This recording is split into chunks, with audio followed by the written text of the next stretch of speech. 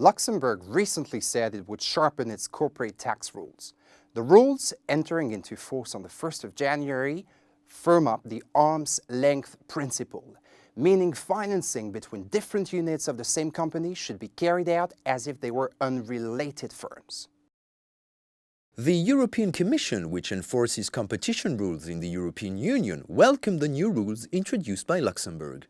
I'm Steve, editor-in-chief of the blog, and today I'm joined by Luek de Preter, PwC Luxembourg transfer pricing leader, to understand what these new rules mean. Hi Luek. Hi Steve. What are the main changes of these new rules? Well, the main changes can be summarized in the determination of the equity that the Luxembourg entity puts at risk for its activities. In the past, there was a calculatory rule, which was very simple. 1% with a maximum of 2 million of the assets invested had to be the equity. Going forward, there is an importance to do a functional analysis covering the functions performed in Luxembourg, the assets invested, and the risks borne.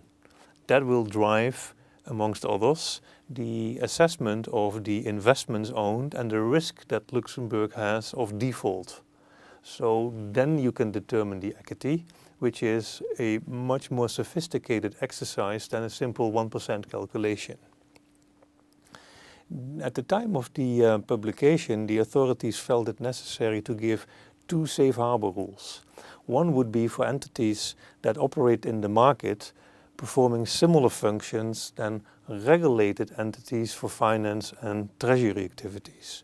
And then they said, well, if you have determined your equity, we expect you to make a return of 10% after tax on that equity. Secondly, they say if there are entities that performing a pure intermediation function, meaning with a less decision-making profile in the functionality, that they would make a return after tax of 2% on the invested assets. So what should taxpayers do then? Well, taxpayers should initiate an impact analysis to determine what the consequences are of the new circular to their taxable income and the taxes to be paid in Luxembourg.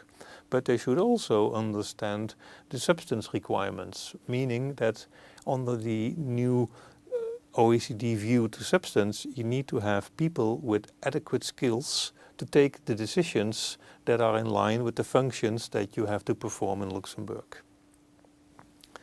The determination of the equity is a more complicated task than a simple 1% rule. You would need to look at the risk profile of your assets and determine a default risk. And based on the default risk, you would then need to quantify the equity that you need to have to be able to bear the risk if the risk occurs. Now, the authorities have provided safe harbor rules for basically two situations.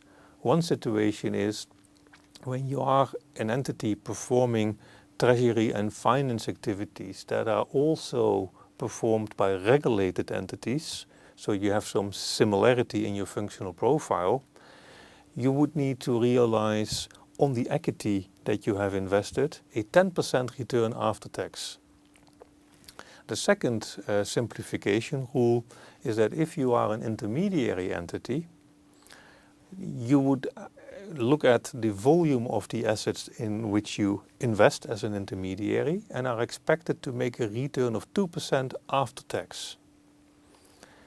For all other entities, you would need to document very clearly your value chain, meaning what is the Luxembourg entity's contribution to the total profit realized between the value chain creation of the transacting parties.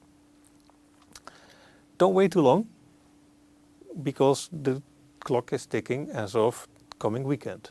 Luxembourg's finance minister Pierre Gramegna said that in an increasingly complex world, companies need predictability and legal certainty.